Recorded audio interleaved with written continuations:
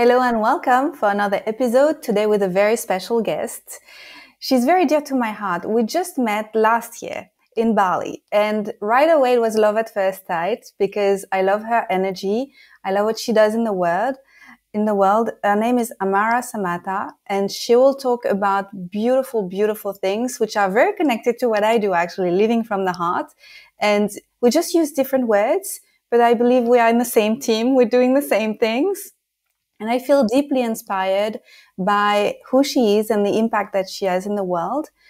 Amara, thank you for saying yes to this conversation. You and I, we believe that we can achieve greatness and really tap into who we truly are and respect our energy and have a great impact in the world. And thank you just for being you and doing what you do in the world. It means so much because sometimes you know how it is. We think, am I the only one doing this and thinking this way? And every time I connect with you, I'm like, no, we're actually so many. We just need to find the others. So welcome and thank you for accepting this conversation. Oh, beautiful. Thank you. Yeah. And same. I felt the same when I met you. It was like, kindred spirit, here we are. Yeah. We Yes. understood that right away. That was beautiful. Can you please introduce yourself and explain who you are, where you're from, and what you do? Sure. So for the last 11 years, actually, just over 10 years, I've been living in Bali, Indonesia.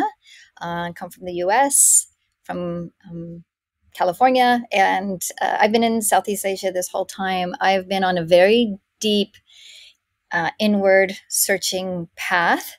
And so I came from the world of yoga and meditation. And when I came to Asia, I went down a very deep dive of studies with, I studied with a Tibetan Lama who actually lived with me for 2 years and taught me advanced Buddhist teachings. Every day I apprenticed with an energy healer, and I ended up offering organically, not planned at all, these transformational services, these sessions to people. And they just never stopped. People just kept coming to me, can you help me? And people said, you have to see Amara. I can't explain it. You just have to go. So I started out in this kind of intuitive world, and then I honed it into a framework that is now called the Inner Guidance Method. And I teach people on how to use that method for rapid transformation in people's lives. I've had the great fortune of, just by word of mouth, being able to work with many amazing private clients. I work with a lot of founders and people that are very pivotal in key positions in this world, in the tech industry and other industries.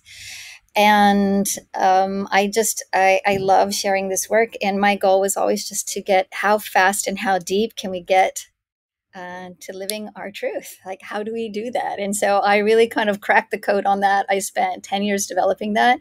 And I'm just about now to actually launch that sort of out into the world at a bigger scale. Oh my God, this is so exciting. And the world needs it, especially now. I feel that people are getting ready to really face their truth and the truth, if there is one, that Yes. there is yeah, I feel that this is a path of sovereignty, self-discovery and sovereignty, and really learning how to take care of yourself first so that you can care for the world. And Yeah. this is so much needed. Thank you. Yeah. It's a very pivotal time, very, very Yeah. important work. So this is my life's work, and I do that through group coaching, private coaching. We call it coaching. I mean, at first I was called a healer and a revealer and many different things, a coach, a therapist, a mediator. I work a lot with couples as well. But my work is really about your relationship to yourself, your relationship to others, your relationship to life. And how do you master that? Yeah. Yeah, that's what I love. I love this. So you and I, we had breakfast last week, exactly a week ago, Yeah. and we were talking about burnout Mm. and the fact that there are a lot of people burning out, or maybe who have burned out and then decided to change the course of their journey, and they're afraid of burning out again. And we were sharing that, oh, how blessed we are that actually we're on this journey, that we learned how to identify for ourselves and help also others do the same. Can you share a little bit about burnout, your relationship to it, and how you help your clients who maybe are going through it too? Yeah, 100%. Love it. So, first of all, let's define burnout. So, to me, if we put burnout in one word, it's conflict. So, burnout happens when there is two opposing forces trying to, not working together. So, think of it as like having the emergency brake on full on in your car while you're stepping on the gas, right? That's going to create this like total stripping of the gears, and the car's going to break down. It's not going to work. So there are certain things that when we're not aligned, they will start to lead to this experience, all the symptoms, of burnout. And we get into even these vicious cycles where when we're not in balance, where we over deliver or over give in an unhealthy way. And then because of that, we under deliver, we under give as a way to try to rest, but not in a healthy way, which causes us to then over give, which causes us to under deliver, to over give, and we end up, bouncing around until finally it's like, I just have to call it quits. And then we often blame it on something that, like, oh, it's because of the industry, or, oh, it's because it wasn't the right thing for me, or, oh, it's because of something we point to, when it's actually more about your relationship to the key components of what it takes to be of service. Mm-hmm. So I can talk about these key components. There's 3 of them. And again, this is a module I teach in my certification training, and we go really, really deep into it. So I'm going to try to go as deep as I can, knowing that there's, this is a brief conversation, but an important one. And the last one is really, really important, because this is the one that tends to make everybody cry and rethink their whole life. So the last one, we're going to get into it. But you'll need to prepare yourself for for a serious mind shift for some people. Does that sound fair that we go in this direction? Let's go there. Okay. So I think the first thing is really looking at identifying your passion. Of course, we've always heard this, you need to find your passion. But it's really important that you know what lights you up, what you love, what you're super passionate about. And you bring that to the forefront of your life. You give yourself permission to live your passion, right? It sounds corny, but you actually have to do that. And the litany test for that could be something like, if somebody said, I'm going to give you $100,000 a month for no reason. Let's just start there. Would you stop doing what you're doing? So I know in my heart, like if somebody gave me, I don't know, $10 million and said, stop doing what you're doing, you cannot buy me out of my passion. It would not happen. You can't buy me out of my job, right? Think of it like a dancer who loves to dance, and somebody said, I'll pay you a lot of money to just stop dancing. Like you wouldn't do it, right? It would just be too expensive to give that up. So I'm guessing that your audience here is people who love being of service. They've gone through a journey themselves, or they want to help others the way they've helped themselves. They're deep in their contribution phase, mastery into contribution. So finding your passion, and sometimes people ask me, well, how do you find it? So I can give a really quick story of how I found my passion. And I always say, start with what you love. It doesn't mean you have to make it your job straight away, but just discover what you love, or what you used to love, and bring it back. And sometimes we change what we love, or we outgrow certain things that we love, and we love something else. But there was a time in my life where, so in my early years, I was a professional actress, actually, in Hollywood. And I'd gone to school, I'd gone to NYU for acting, and I ended up in Hollywood doing acting and TV and some films and things. And it was really based on a childhood passion that I had to overcome my shyness. That's why I got into acting. I didn't actually love acting. I just didn't want to be shy. And then it just kind of took off. I mean, I was good. I wasn't great or anything. I was good enough to get some roles and to work. But I didn't love it.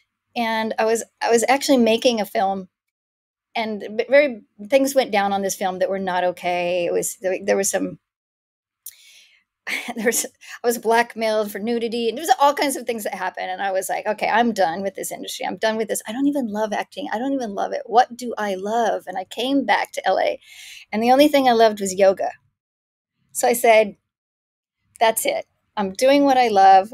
I'm doing yoga, right? And that yogic path brought me into the path of healing, into the path of spirituality, into the path of transformation. If you would have told me I would be, making, just a lot of money coaching very powerful people 10 years ago or 15 years ago, I would have said, like, what? I'm going to be doing what?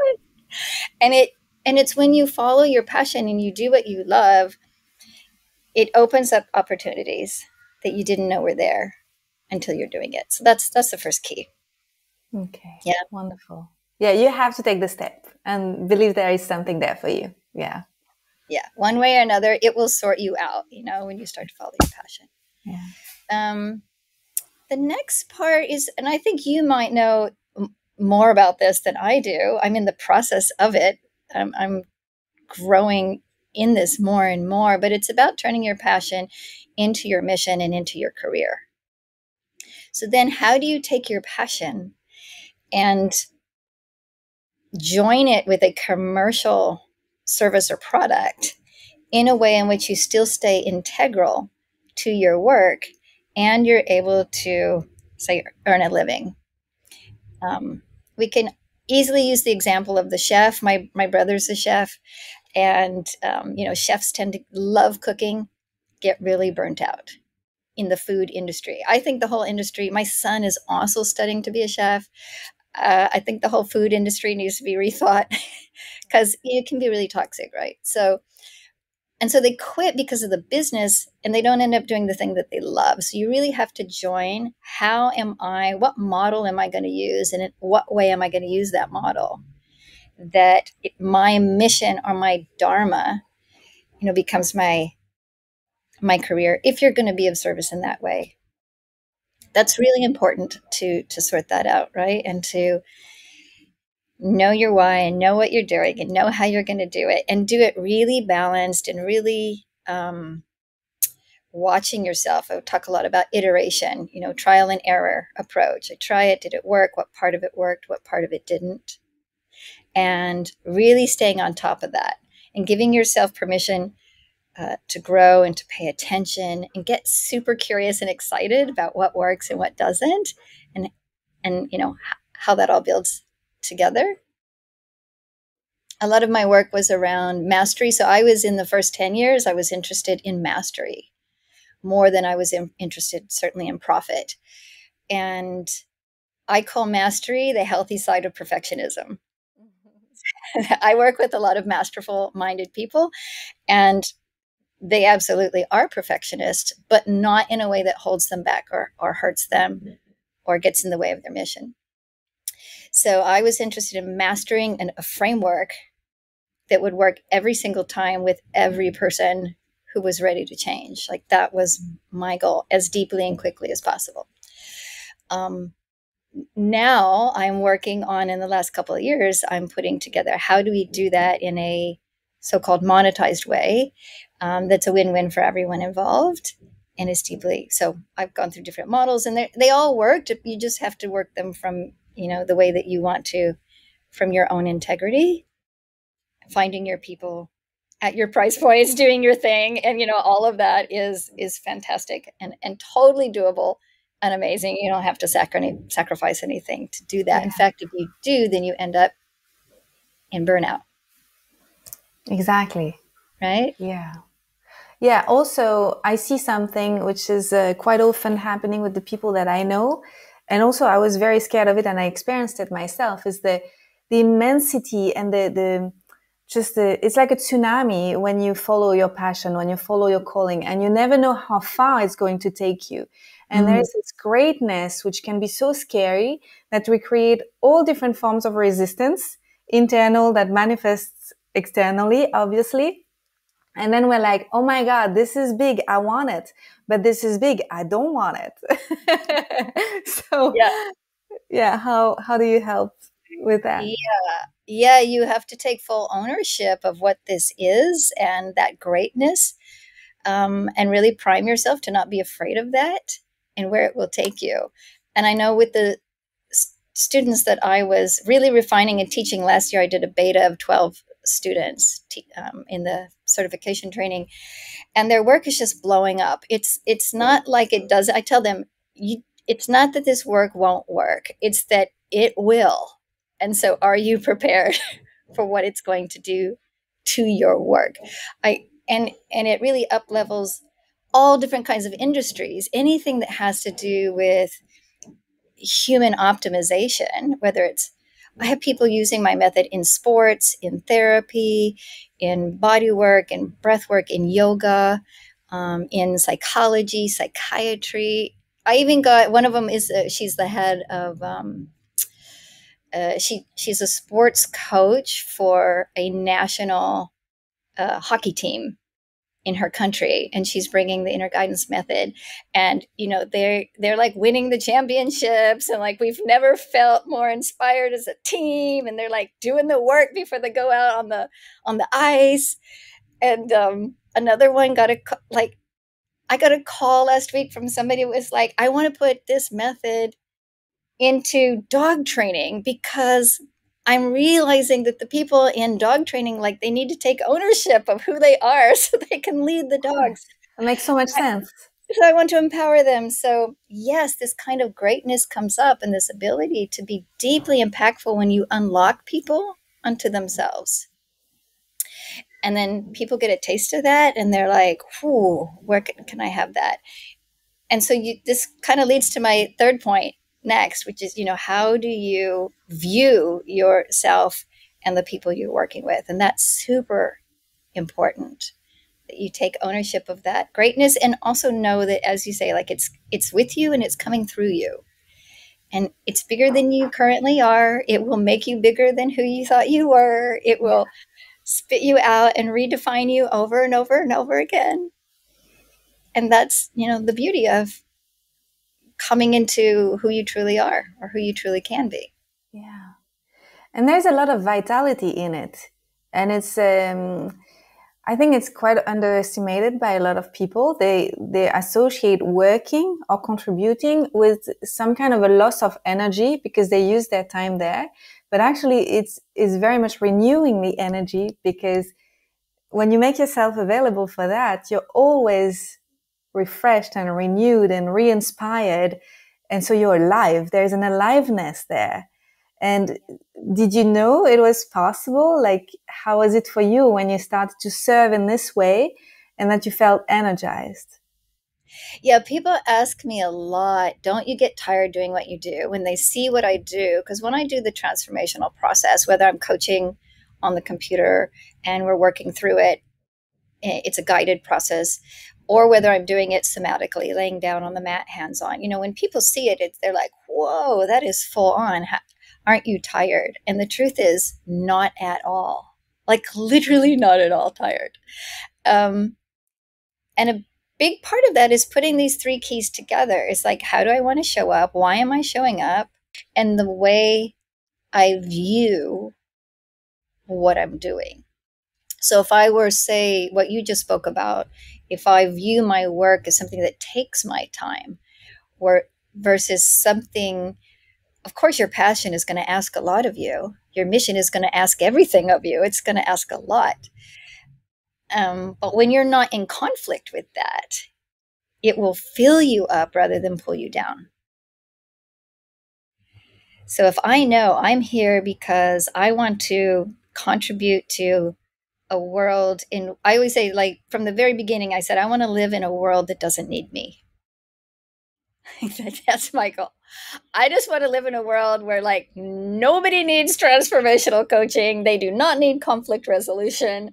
Like they're good. Like that's my world. And then what are we doing in that world? Let's find out.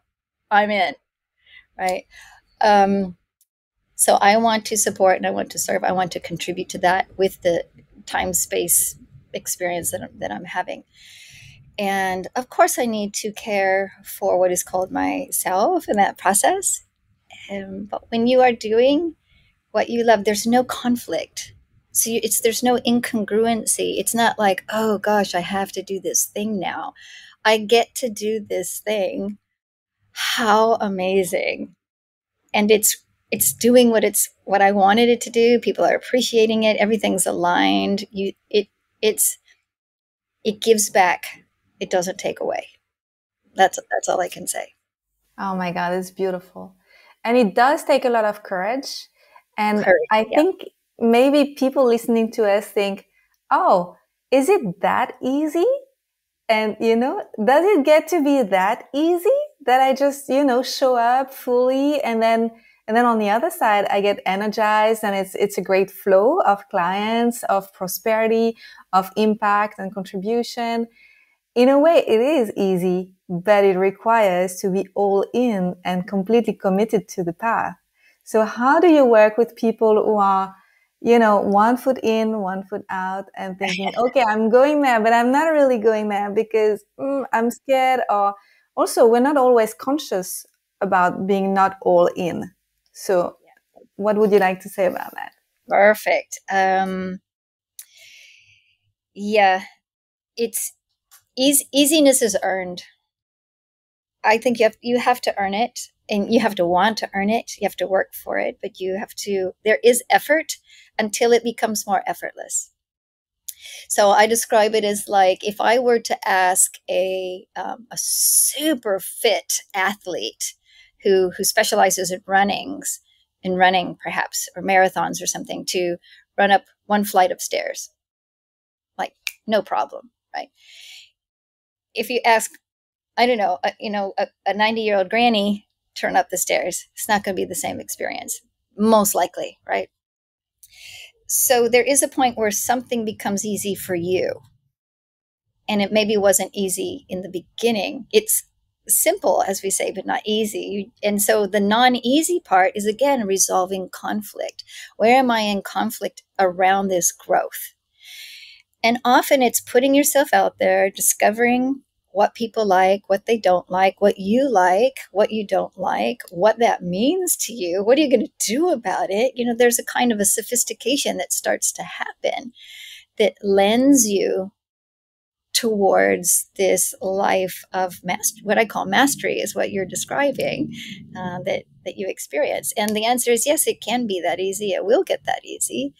But I also know there's dedication that's required. There's devotion. There's commitment. And you have to know your even if. This is something I work with a lot with private clients and in my group coaching is even if what? And as soon as you go even if, you're like, oh, wow. Okay, let me search in my mind my parameters of what I will sacrifice and what I will not. So you really, Ooh. Can you give examples? yeah, even if so.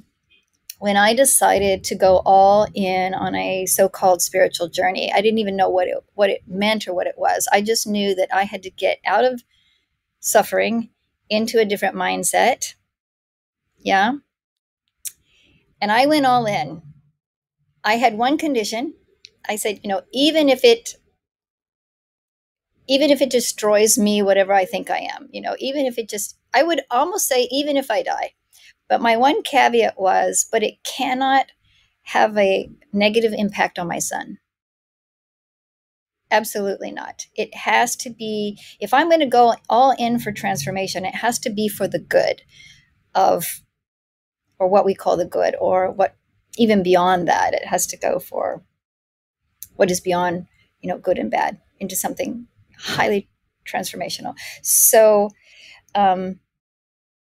even if and it will, your growth will destroy it will destroy so much of you, and it will build up or build you back into remembrance of who you truly are, what you're really capable of. So, and then there's also in your building phase, you do need to have some kind of support. So I had this little window of support where I was really devastated in my life at that time. And I wanted to go all into self-discovery. And but I still needed to parent, and I had a little bit of savings, and I just said, okay, that's it. All I'm going to do is just any second I'm not sleeping, I am going to focus on finding the right teacher. I prayed for the universe to bring me the right teacher, and in 2 weeks I had a Tibetan Lama living in my house. I just was like, this is going to happen, here we go. So that kind of dedication causes things to show up, and I didn't know where it was going to take me. I didn't even think it was going to bring me into a job. I had no idea what a career or a job path could tie into it. I just needed to know the truest truth that I could get a hold of before I continue on in life. That's it. That was like, that had to happen. So that was me. But everybody has an all in that they have to say, I got to go all in. This means I have to look at my protection patterns that protect me from. I was speaking to a friend recently and called it the, soothing self-sabotage. We're kind of like, oh, but I'll just watch this one show, or I'll just take this little break, or I'll just do this. And we're backing off of the inevitable, our own inevitable demise of our old, perceptions and beliefs and assumptions and everything, so that we can embody, thank goodness, this far more empowered version of ourselves. And it's absolutely real and absolutely true. And I know when you're on the side where you haven't gotten there yet, it does take your word courage. I'm all about courage. My group is called the Courageous Ones. My Lama told me, only teach the courageous ones. And the courageous ones are the people who have enough of a healthy relationship to fear that they don't let it knock them off the path. It might be just a teeny bit. They're clinging on for dear life, but they're like, I'm going to do this thing even though I'm scared. I'm going to give it a chance. I'm going to give it a try. I'm going to like peek over the edge and see what's there. Somehow I'm going to say yes, even though I'm afraid. And if you can do that, then you're going to be in what I call, a winning game, because most people are trying to win a losing game. So if you want to win at a winning game, you've got to make this switch over fear. And not convince yourself, I'm not afraid. That's like false courage. But really saying like, whew, this is shaking me. There's so many unknowns here. And I'm still going to say yes, because I know some part of me inside knows, has seen, trusts, understands that there's more for me here. And that's where and again, awareness comes into that. So if you don't have that feeling, my Lama used to call it 1 foot on the bus, 1 foot on the ground. You're in trouble. Like if you don't get one of your feet either off or on, like it's not going to go well for you, right? So what do you do to get both feet on the bus? You need awareness. You need to start self-reflecting. And that's why I work with the 8 core confessions and self-reflection processes that get people saying, oh, okay, here's what I need to know about me. Here's what I need to see. Okay, here's what I can do to say yes moving forward. Okay, I get it now. And you just start like seeding yourself into that process. And then eventually the avalanche comes. Eventually you get there. And you're like, whoa, it's a process. Yeah. Perfect, not perfect, just progress. This is beautiful. It's you called it inner guidance, and I'm thinking this is so obvious. Like I wish we would learn that from an earlier age. We would have saved so much time if it was taught in school. And do you have people joining your coaching and your coaching groups and your trainings, which are teachers? Like teachers like for kids? Yes. That would be amazing. I get very excited about this. And this is a branch of the Institute that we definitely want to open up. So when I bring this work out, I get a lot of people wanting to collaborate. So we're ready to collaborate now. And that's one of the biggest areas, is that we want to put the inner guidance method and all of its communication skills and its interpersonal skills, reflection skills. I work with conscious dialogue and all of that in the training. 100% yes to that. So if you're listening and you're a school teacher or you're on the board of teaching or you're interested in alternative, unfortunately, alternative, it should just be normal, but healthy Enough, yeah. kinds of education that is really bringing the communication part, the self-understanding part into the educational field. Let's go. Let's start.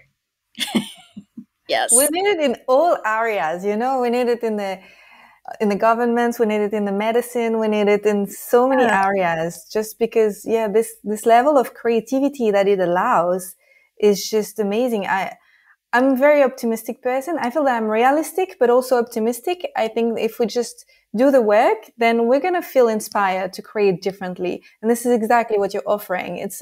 It's another way to be a creator in this world. So Yes. this is awesome. Yeah, we're going to get there. I'm opening up the institute in just next year. We're going to launch our next cohort for training. I've trained again psychologists, psychiatrists, heads of psychology from Bern University in Switzerland. One of their head researchers in child psychology was actually completely blown away by the work. She's on our team now. And yeah, we're going to get there. And then, of course, I'm passionate about guiding people through this process as well. So we do have the group coaching that's going to be launched really soon, and the certification program for inner guidance method. That's amazing. Do you still take one-on-one clients? I do. I still do. I don't know if this will be true in 1 or 2 or 3 years, but if I still do now. Yes, I coach individuals, and I also coach couples. Okay, wonderful. Sometimes it's different relations. Sometimes it's parent-child. Sometimes I have a few families I coach, and I've coached business partners as well. Awesome. What is the best way to know more about your work and get in touch with you? Yeah, I think the best way is to go to amarasamata.com, and you'll see what we're offering there. We're in the final wrap-ups of the new website, and that's probably the best place to start. I know we're going to the end of time, and I just wanted to just throw out, even though it's super deep, I just wanted to throw out the last point really quick. Oh, So people yeah, please they can do think it. about it, right? Yeah. This is a big one. This is the one that I say it brings people to tears, especially in the service industry. And I really want you to think about this. It really has to do with what in Buddhism is called your worldview and the perception of your clients. It's kind of a no-brainer, but it's super deep. And that's really around understanding that your clients are not a victim. Like, you're not there to heal them. They employ you to help them heal themselves. Right? So you're there so I never look at a client as having a problem of any kind. I work with everything from all kinds of challenges, including phobias and all kinds of things I've quote unquote cured. They cured themselves by looking at themselves and having new realizations about themselves. So I tell people, and this is the phrase I use, that people have a right to their suffering, and we have a right to alleviate their suffering. So when people come to me and clients and they tell me their, most disparaging, like painful story, they're often expecting to get what they normally get, which is some kind of pity. Like, oh, you poor thing, right? And then they're often also seeking some kind of a management process versus a transformational process, which is different. So I don't help people manage their fears, for example. I help them break through their fears. There's a lot of things that help manage. That's not me. So when they say the hard thing, and I look at them, I say, okay, so what do you want? What do you want to do now? Where are we going? Where are we headed with this? And they're kind of shocked that, I'm not taking this sort of like, oh, you poor thing. So pity has to be removed. The mindset of, this person is a victim. And that gets into some deep, theory around, well, how did we co-create the experiences that we're in? And there's a lot of questions that come up around that. Again, we spend weeks on this topic so that my practitioners know that they are perfect divine beings having a seemingly imperfect experience. And there's always a way out of it if you're ready and able and willing to move forward. And that's the mindset you have to work with. So you don't get burnt out. Viewing them in the wrong way is one of the fastest way to learn to service provided burnout. Oh my God, I love it. I can feel the something in me softening, and breathing. Yeah. This is life passing through. Mm-hmm. And I love it. This is where we should be when we serve. Yeah, empowering the people to remember the power that's within them. Yeah. And just returning them to that space. Yeah. And then we make a team. And I think it's like a partnership. It's like a team. And it's one thing I've identified with people, because I work with a lot of holistic entrepreneurs. I believe you also have a lot of holistic entrepreneurs.